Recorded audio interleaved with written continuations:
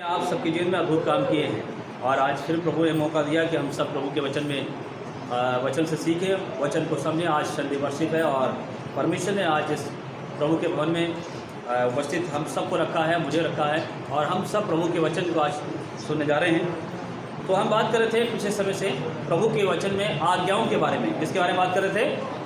बोलिए, किसके बारे में? आज्ञाओं के बारे में। हालेलुया। आज्ञाओं के बारे में बात कर रहे थे कि परमेश्वर की आज्ञा मानना बहुत ज़रूरी है। जो परमेश्वर की आज्ञाओं को मानते हैं, प्रभु ने क्या करता है? क्या करता है? उन्हें आशीषित करता है। हालेलुया। चुनाव आपका है, ध्यान रखें। चुनाव किसका है? आपका है कि आप परमेश्वर की आज्ञा मानते हैं या फिर परमेश्वर की आज्ञाएं नहीं मानते। क्योंकि बाइबल बताती है मनुष्य स्वतंत्र है। मनुष्य कैसा है? क्या है? मनुष्य स्वतंत्र है। और स्वतंत्रता का मतलब ये होता है कि हम आज़ाद हैं। तो आज़ाद कैसे हैं?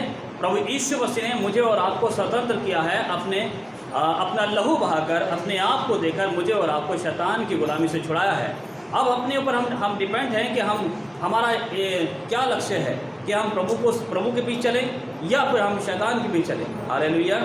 तो प्रभु की आज्ञा मानने के लिए भी हम क्या है? स्वतंत्र हैं। अगर आज्ञा मानेंगे तो जीवन पाएंगे, आज्ञा नहीं मानेंगे, प्रभु के वचन को नहीं मानेंगे तो जीवन से हम अलग कर दिए जाएंगे। क्योंकि आज्ञा मानने से जीवन मिलता है और आज्ञा नहीं मानेंगे तो हम जीवन से अलग हो जाएंगे, जीवन को खो देंगे। हालेलुया। सबसे महत्वपूर्ण बात है, ध्यान रखना प्रियो भाई बहनों, बहुत जरूर बताना चाहता हूँ आपको कि आज संडे वर्शिप में सबसे महत्वपूर्ण बात यह है परमेश्वर की आज्ञाओं का पालन करना। आज्ञा पालन करने से हम आशीष पाते हैं, आज्ञा पालन करने से हम बरकत पाते हैं, आज्ञा मानने से हम जीवन पाते हैं और आज्ञा नहीं मानेंगे तो हम जीवन से क्या हो जाएंगे? अलग हो जाएंगे। हालेलुया। क्या आप जीवन से अलग होना चाहते हैं? नहीं। अरे आज्ञा मानने से क्या हो जाएंगे? आप जीवन पाएंगे। हालेलुया। आज्ञा मानने से जीवन पाएंगे और आज्ञा नहीं मानेंगे तो जीवन से क्या हो जाएंगे? आप सब अलग हो जाएंगे। हालेलुया। हालेलुया। इसलिए बाइबल हमें बहुत सी बात सिखाती है। वो विशेषकर आप मैं बताना चाहता हूँ। जैसे हम देखते हैं बाइबल से कि जब शुरुआती से बात करते हैं तो बाइबल में बात को दर्शाया गया है कि जब आदम हवा को परमेश्वर ने बनाया, उनको जो है बनाकर अदन की वाटिका में रखा और जब अदन की वाटिका में रखा तो उनको सब चीज़ पर जो है अधिकार दिया गया। हर चीज़ पर परमेश्वर ने अधिकार दिया। उनको पेड़ पौधे पर, फल फ्रूट पर, जीव जंतु, हर चीज़ पर परमेश्वर ने उनको अधिकार दिया। हालेलुया। उनकी रक्षा, उनके जीवन की हर चीज़ के उनको अधिकार उनके जीवन में सौंप दिया गया। और उनको एक चीज़ उनके जीवन में लागू की गई, वो ये थी कि तुम सारे बगीचे के फल खा सकते हो, लेकिन बगीचे के बीच में जो पेड़ लगा है उसका फल तुम ना खाना। प्रियो, फल में कुछ नहीं था, ध्यान रखना। कई बहुत से लोग ये कहते हैं कि फल हो सकता है वो गेहूं का दाना हो, फल हो सकता है वो सेब हो, फल पता नहीं कौन सी चीज़ है नहीं? सारे वृक्ष है, लेकिन विशेष वहाँ एक पेड़ लगा है जिसे भले और बुरे का बताया गया है, बुराई और अच्छाई के बारे में जानने वाली बात। हालेलुया। परमेश्वर ने उस पेड़ को जो है वहाँ लगाया और उनको आदेश दिया, उनको आज्ञा दी।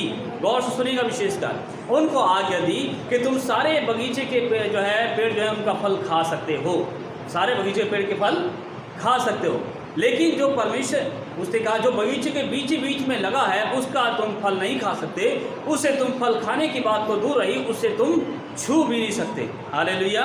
उससे तुम छू भी नहीं सकते। परमेश्वर आपके जीवन में भी अद्भुत काम करना चाहता है, लेकिन मैं बताना चाहता हूँ प्रभु के वचन से विशेषकर कि उस फल में कुछ नहीं था। जो कुछ था परमेश्वर की आज्ञाओं में था। क्या था? जो कुछ किसमें था? परमेश्वर की आज्ञाओं में था। वो सारे बगीचे के फल खाते थे, हर एक पेड़ का फल खाते थे, लेकिन उस पेड़ के पास नहीं जाते थे जिसे परमेश्वर ने मना किया। एक दिन की बात थी कि अदन की वाटिका में, उस वाटिका में हवा जो है घूमने के लिए गई और उसने जब वहाँ टहल रही थी तो उसने क्या देखा? उसने एक धूर्त सांप को देखा। किसको देखा? एक धूर्त सांप को देखा जो बनेरे पशु के समान था। उसका मुंह जो है बिल्कुल जो है एकदम छिपकली के समान था। उसके हाथ पैर थे, लंबी पूंछ थी, वो अपने चारों हाथ पैर से चलता था, है उसके हाथ पैर थे, वो बोलता था।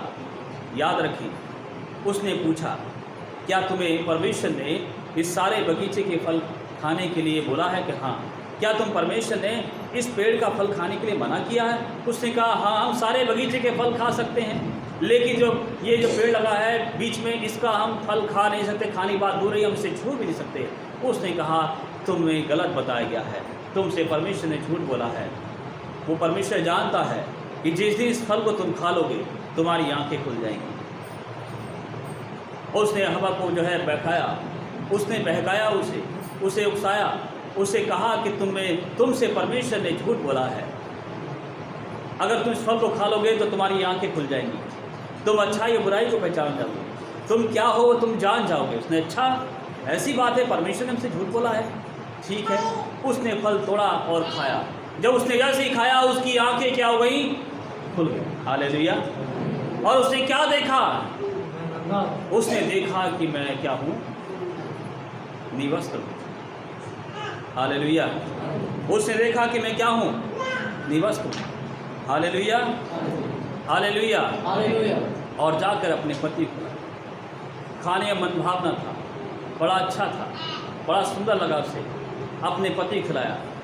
पति ने उसके खाया, अर्थात आदम ने खाया, उसने भी खाया। जब उसने खाया तो आंखों दोनों की खुल गई और वो देख लगे कि वो नंगे हैं। उन्होंने झट से अपने तन ढकने के लिए प्रयास करा, पत्ते तोड़े और अपने लिए लंगोट बना लिए और अपने तनों को ढक दिया। हालेलुया। परमेश्वर आता है बात करने, कहता आदम आदम तू कहाँ है, आदम आदम तू कहाँ है। आदम ने आवाज़ दिया, प्रभु मेरे स्वामी मैं यहाँ हूँ। उसने कहा तो मेरी आवाज़ तुम डर क्यों गया, क्या तूने वो फल खा लिया जिसके लिए मैंने मना किया। उसने कहा हाँ मैंने वो फल खाया है, पर वो तूने जो मेरे साथ इसलिए दिए उसने मुझे खिलाया। इसने पूछा तूने ऐसा घिनौना काम क्यों किया। उसने कहा कि जो ये वन पशु यही सांप था यहाँ पर, उस सांप ने मुझे जो है उकसाया और मुझे उसने खिला दिया। उसने तीनों को श्राप दिया। सांप से पहले उसके हाथ पैर थे, उसका मुंह बहुत चौड़ा था। उसने श्राप दिया कि तू आपसे जो है क्या करेगा, पेट के बल खिचड़ा करेगा, रेंग करेगा, जीवन भर मिट्टी चाटा करेगा, ये तेरे लिए श्राप। उसने उसको ये श्राप दिया। उसने स्त्री को भी श्राप दिया कि तू पीड़ाओं के साथ जो है बच्चे को जन्म देगी। उसने स्त्री को भी श्राप दिया। उसने आदम को भी श्राप दिया कि तूने अपनी स्त्री की बात मानी है, तूने अपनी स्त्री की बात मानी, पत्नी की बात मानी है, इसलिए ये भूमि तेरे कारण श्रापित हुई। तो जीवन भर जो है जब तक रहेगा, जीवन भर जो है इस मिट्टी को खोदा करेगा, इसमें कमाई करेगा। तेरा जो है सर का पसीना जो है एड़ी पे आएगा और तू जो है मेहनत की रोटी खाएगा, दुख उठा कर रोटी खाएगा। ये पृथ्वी तेरे लिए पूर्ण कटारे उगाएगी और तू इसमें फसल उगाएगा तो वो मेहनत की रोटी खाएगा। उससे दुख दिया, उसे भी श्राप दिया। आज ठीक है विशेष बताना चाहता हूँ प्रिय भाई बहनों, कि परमेश्वर की आज्ञा मानना बहुत ज़रूरी है। आदम ने पाप किया या नहीं किया, आदम ने पाप किया, हवा ने पाप किया, और वो पाप ये था परमेश्वर की आज्ञा का उल्लंघन करना, परमेश्वर की आज्ञाओं को ना मानना, परमेश्वर की आज्ञाओं का बहिष्कार करना, उसकी आज्ञाओं से भागते रहना, उसके वचन से भागते रहना। आज भी परमेश्वर आपसे बात करता है, आज भी परमेश्वर आपसे बात करता है। नूह के समय ऐसा हुआ, उत्पत्ति उसका 6 अध्याय पढ़ते हैं, 6-7 अध्याय पढ़ते हैं, तो नूह के समय भी ऐसा हुआ। लोग बढ़ते गए, आदम से हवा से संतान हुई, ध्यान रखना। कैन हाबिल हुए, कैन ने भी पाप किया, कैन ने अपने भाई को मार दिया, गुस्से मांगा। क्यों? क्योंकि हाबिल की भेंट को परमेश्वर ने स्वीकार किया। हाबिल परमेश्वर को मानता था और कैन भी परमेश्वर को मानता था, यहोवा को मानता था, लेकिन दोनों ने अपनी भेंट चढ़ाई। हाबिल ने जो है पवित्रता के साथ पहली भेंट परमेश्वर को चढ़ा दी। आज हम अपना दान दशमान प्रभु के पास लेकर आते हैं और कहते हैं हम प्रभु की आज्ञा मानते हैं, उसमें भी चोरी करते हैं। जहाँ 10,000 आपको देने चाहिए वहाँ आपको 5,000 देते हैं आप। जहाँ आपको 500 रुपये देना चाहिए वहाँ आप 250 रुपये प्रभु का हिस्सा निकालते हैं। जहाँ आपको लगा है कि आप मैं जो है मैं 15,000 कमाता हूँ और मुझे जो है 15,000 का 1,500 रुपये देना है हर महीने परमेश्वर के भवन में लाकर प्रभु के घर में देना है, तो उसका भी आप जो है क्या करते हैं, अपना 500 रुपये निकाला और प्रभु के भवन में ला खड़ा कर दिया, बोले हमने दसवान किया, हमने प्रभु को भेंट दी है। आप चोरी करते हैं और फिर कहते हैं कि हम प्रभु की आज्ञा मानते हैं, फिर कहते हैं कि हम परमेश्वर के साथ चलते हैं।